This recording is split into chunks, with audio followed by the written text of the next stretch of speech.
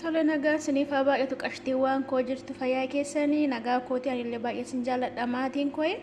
baga isaati kana geessanii sinin jedha waricha gara chaayinaalii kootitti dhuftan immoo laayik sheer godhaati na wajjiniin bashannanaa sinan bashannansiisaanis sinin jedha koottaa wal jajjabeessina har'a immoo majuusa sadhanii hojjechuu dhufe jechuudha gudiidhuma jettuuti waan keessaa afee otoo ishiin narreebi kana keessaa afeedha natti maan sinin jedha ani garuu kana qopheessira jechuudha itti makuudhaafi kinootillee diyaa isaaniitii kinootillee shunkurtiinii tuuminii kinootillee baraduraanii qibamii saammosa kana jechuudha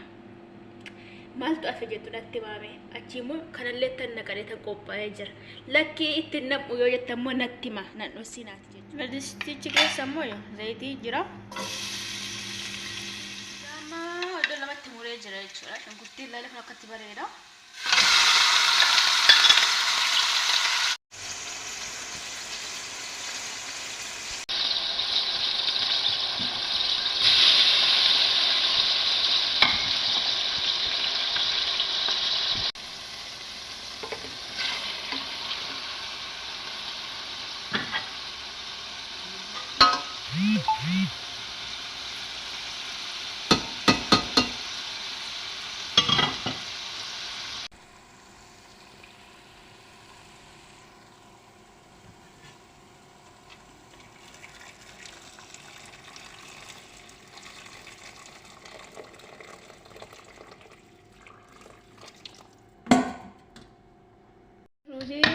Ruzit na ujaya na walin tura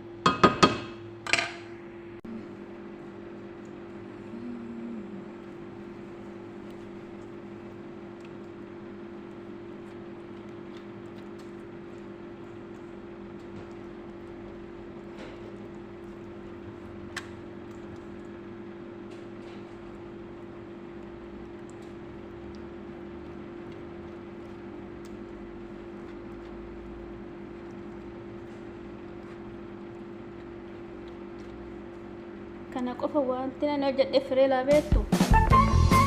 abbaa manaa koo zamachaa deemee wattaadara deemee garee kam keessa kan jiru beekuu kan hojjetu yaabanyaa kanaafanii gaddaa lama hojjedhe isiniin jedha yoo barbaadda qooddaa waliin nyaanna dhageessanitti okkee ana jettee dhufte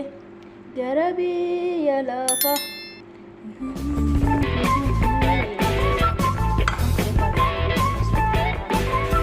sani yoo hin beektu jira maal akka ta'e sona farmo maal jedhama jechuudha zabiibidha hayda adamshi zabiibla kanaaf kun immoo bishaan barbaada jechuudha akka inni xiqqoo kaf jedhuuf du'ee jira silaa xoolagee jira haala ajaa'ibaatiin kunis kinoo jira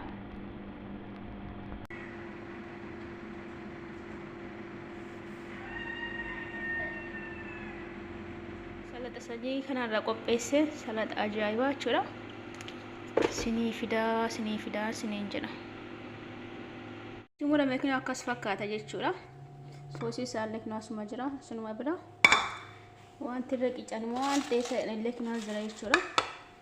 argitanii akkasitti walitti makee siniin jedha